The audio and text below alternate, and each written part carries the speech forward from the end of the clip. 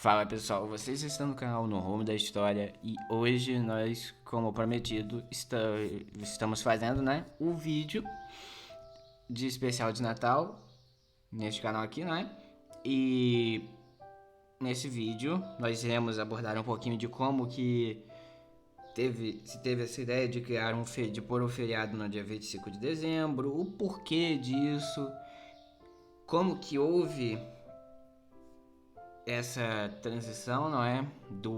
De uma festa pagã para uma festa cristã no dia 25 de dezembro, por que disso, não é? Também vamos abordar um pouquinho da origem de alguns dos principais símbolos do Natal e também algumas pequenas curiosidades embutidas aí no meio. Então, começando com o básico, né? O Natal, como obviamente todos sabem, é uma data comemorativa que celebra o nascimento de Jesus Cristo. Até aí, ok. O Natal, originalmente, era uma festa romana ao deus Sol Invictus, o da imagem, comemorada no dia 25 de dezembro. Porém, no século III, a Igreja Católica, agora já quando com o cristianismo já mais oficializado, já começando a se incorporar com o Estado romano, começou a substituir os principais símbolos romanos pelos principais símbolos cristãos. E no 25 de dezembro, que era a data comemorativa ao Sol Invictus, eles substituíram o 25 de dezembro ao Sol Invictus para o 25 de dezembro a Jesus Cristo. Obviamente que essa não é a data exata do nascimento de Jesus. Teoricamente está mais para perto do meio do ano do que para o final dele. E, obviamente, nenhuma data é citada na Bíblia, não é? E para você tirar essa conclusão, ainda sendo bem vago, não é? Você teria que observar várias coisas assim que são narradas no texto bíblico, como por exemplo a, a presença de pastores no campo, ter algum lugar na estalagem, porque se fosse realmente final do ano, estaria frio lá também, não é? Então, obviamente que a maior parte de noite ainda por cima, então obviamente que a maior parte dos animais estaria na estalagem, não é? No estábulo. E também você percebe que essa era uma época também ideal para essa movimentação, né, do censo.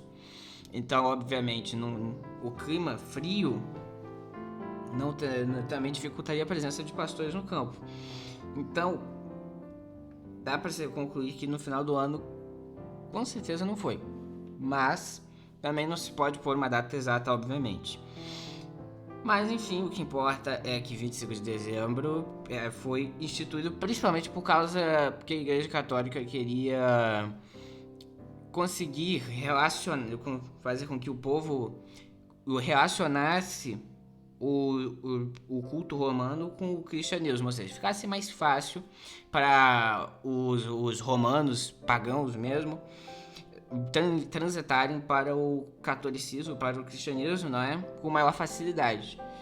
Mas só que aí, a partir do tempo, essa facilidade em transitar para o cristianismo acabou tendo um desvio de finalidade no meio, não é? E acabou que teve mais coisas romanas sendo incorporadas ao cristianismo do que o cristianismo influenciando a religião romana. Com o cristianismo a partir dos séculos posteriores, especialmente na Idade Média, fica sendo muito, digamos, corrompido pela própria ganância humana, não é? E também por pessoas que estavam preocupadas mais com os próprios bolsos do que com o bem-estar espiritual das pessoas. E aí nós temos aquilo tudo da Reforma Protestante, não é? Que foi um movimento ideado pelos reformadores, principalmente Martinho Lutero, João Calvino, especialmente por causa dessa questão, não é, da Igreja Católica ter desviado um pouco da finalidade, ter se desviado da finalidade em si, bastante, né, a instituição das indulgências, enfim.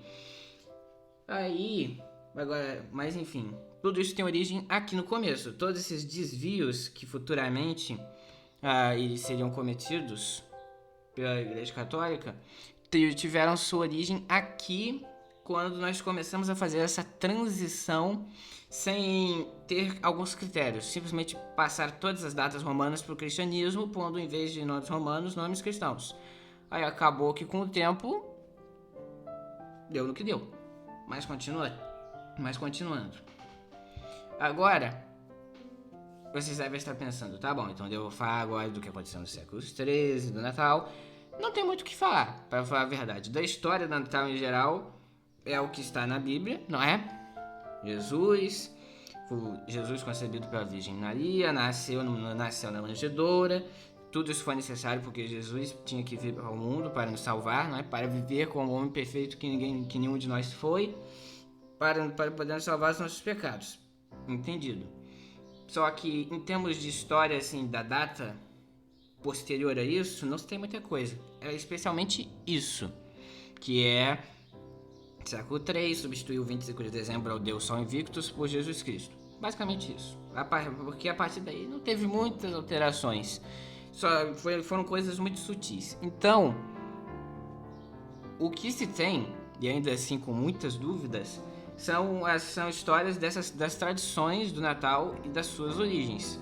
Então a primeira delas que eu gostaria de contar aqui é a origem da árvore de Natal, que é bem curiosa, porque as árvores de Natal, que são geralmente pinheiros, já existiam antes do Natal propriamente dito, e eram também símbolos pagãos. Eram usados para representar a vitória da vida e da luz sobre a morte e as trevas.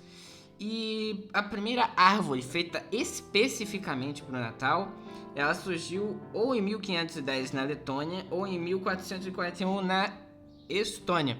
Porque tem essa briga entre a Letônia e a Estônia. Quem tem a primeira árvore de Natal? Ambas dizem, a minha é a primeira. Ah, não, a minha que é a primeira. Então os historiadores acreditam, põem um meio termo aí. Eles acreditam que as árvores de Natal só foram se tornar muito populares mesmo a partir de 1539, quando foi erguida uma árvore específica para o Natal em Estrasburgo, na Alemanha. Oficial, cravado. Em 1539 tinha pelo menos uma árvore de Natal. E essa tradição foi crescendo tanto a partir dos anos que na Alemanha mesmo tiveram que emitir decretos para proibir o corte de árvores nessa época do ano, porque estava desmatando tudo só para fazer aquela árvore de Natal toda decorada, não é? E essa tradição, ela não está diretamente ligada ao cristianismo, não é? Ela é mais neutra, por assim dizer. E foi com o passar dos anos se tornando cada vez mais natural. Tudo isso começando lá em 1539, a popularização dela. A outra figura, que obviamente muitos de vocês conhecem, não é? Todos, na verdade, que é o Papai Noel. Essa figura também tem uma origem muito dividida, que são duas. A primeira delas está ligada a São Nicolau de Myra, não é? Que era um bispo católico entre os séculos 3 e 4, ou seja, a época em que instituíram o Natal. Ele tinha recebido uma grande herança e passou a distribuir para pessoas menos favorecidas. Então, a partir daí, meio que foi se relacionando, porque a aparência dele é bem semelhante com a do Papai Noel, né? E a segunda, que também é muito debatida, é a semelhança com o deus nórdico Odin. E porque o deus da mitologia nórdica, né, Odin, é obviamente muito semelhante também, né? Barba branca, gordo. As representações dele também incluem ele num festival anual em que ele doava presentes durante o Yule, que era um festival nórdico que ocorria em 21 de dezembro. Ele montava então no seu cavalo de 8 pernas, Sleipnir, e sobrevoava os céus jogando presentes. Ele também visitava casas que tinham botas perto da lareira para dar presentes, que tinham presentes nela, tipo, presentes para ele, para o seu cavalo, e dava presentes para as pessoas em troca. Odin entrava nessas casas pelas chaminés. Então, pode-se dizer que houve uma mesclagem aqui, não é? Essas duas origens podem ter sido muito bem mescladas nessa figura do Papai Noel. E que, obviamente, não pode deixar de se incluir aqui o óbvio efeito do marketing que teve nisso, não é? Efeito econômico para o varejo, para o atacado. Ou seja, é muito mais convincente para as pessoas irem a um lugar gastar dinheiro comprando para poderem, digamos, você substituir essa questão de Jesus Cristo, de ter nascido numa estrebaria humilde, não é? No estábulo humilde, né? Na manjedoura, por uma pessoa que dá presentes. Aí você consegue criar uma desculpa perfeita para os pais comprarem mais presentes para os filhos. Dá meio que um pano de fundo melhor para isso. Então você tem três coisas aí no meio. Nós temos uma pessoa, um santo da Igreja Católica que doava presentes. Nós temos um deus nórdico com uma grande semelhança com o Papai Noel, que também dava presentes. E nós temos também o excelente efeito econômico que teria você criar esse personagem no varejo, né? Que estimularia também bastante as pessoas a comprarem mais presentes, enfim. Então, eu diria que esses são os três motivos principais para você criar um Papai Noel no Natal e começar aí você já transformar o Natal já num feriado mais comercial, assim como a Páscoa. Então, agora nós temos o terceiro símbolo do Natal, não é? Que é a mais conhecida, o mais que conhecido, não é? Amigo oculto. Quem nunca jogou um amigo oculto na escola e quando tirou alguém perdeu, sei lá, um bombom de 10 centavos como presente. Pois é, traumas de amigo oculto. A origem dessa tradição também é muito dividida e nós temos, por exemplo, vamos lá, nós temos três origens. A primeira, da Grécia Antiga, ou seja, era um festival de presentes dados às pessoas em evidências naquela sociedade, feito por sorteio. Aí, no caso, mais inspiração de você não dar o seu presente para alguém que você escolheu, simplesmente dar o presente por sorteio. A segunda, que era a tradição nórdica, que na tradição nórdica, os povos nórdicos trocavam os presentes para celebrar alianças que eles estavam fazendo com os deuses. E eles esperavam ficar de manhã para dar esses presentes entre si, dizendo várias frases como, por exemplo, que você jamais se esqueça dos deuses sobre nós, enfim. Outras frases do tipo. E a terceira, que também provavelmente é uma das mais influentes, que é a origem americana dos Estados Unidos, ou seja, durante a crise de 29 os trabalhadores se organizavam para darem presentes. Eles já faziam isso antes, né? Mas nessa época dava uma pobreza generalizada. Então os trabalhadores se organizavam para dar presentes, só que por falta de dinheiro e por medo de ocorrerem aquelas acepções ou os populares miguxismos, ou seja, eu vou dar pro meu amigo que eu conheço, vou dar esse presente aqui pro João que eu gosto dele, esse aqui eu vou dar pra a Maria também que eu gosto dela, mas eu não vou dar pro Carlos que eu não gosto dele, enfim, entendeu? Para evitar esse tipo de coisa, para também não ter pessoas sem presentes, eles faziam o quê? Separavam as pessoas que queriam dar os presentes e cada pessoa tinha que comprar um presente, mas não... Eles tinham que comprar o presente. E na hora, eles sorteavam no local da troca, eles sorteavam quem que ia receber esse presente. A partir daí a coisa foi evoluindo mais para sortear o nome e comprar o presente depois. E também nós temos, né, o choco oculto, não é? Que é o amigo oculto com chocolate para evitar traumas. Nós temos o tradicional amigo oculto, que você dá qualquer coisa para a pessoa, né? Obviamente que por qualquer coisa não estou querendo dizer que você obviamente vai ficar sacaneando o amigo que você sorteou, não é?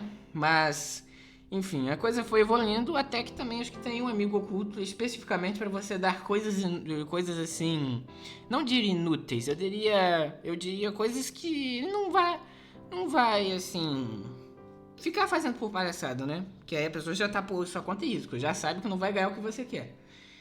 Nós temos o amigo oculto tradicional, né? Que você sorteia o nome, vai lá e pega o presente que você acha que a pessoa que você sorteou vai gostar. E nós temos o choco oculto, que você só comprar uma caixa de bombons e dá para a pessoa que você sorteou. O terceiro é muito mais utilizado, especialmente em escolas, por causa dos motivos que eu já falei antes, né? Óbvio que tem especialmente as pessoas da escola assim, né? Adolescentes, enfim, temos essa tendência, né, de gostar de zoar um pouquinho com a cara do próximo, né? E por isso que fizeram esse chocolate oculto é mais comum nas escolas, para evitar esse tipo de desentendimento, por assim dizer. Enfim, esse foi o vídeo de hoje, eu espero que tenham gostado. Não se esqueça de se inscrever no canal, deixar o seu gostei, enfim, todo aquele processo que vocês já estão cansados de saber. Então até o próximo vídeo, valeu, falou, tchau. E um Feliz Natal!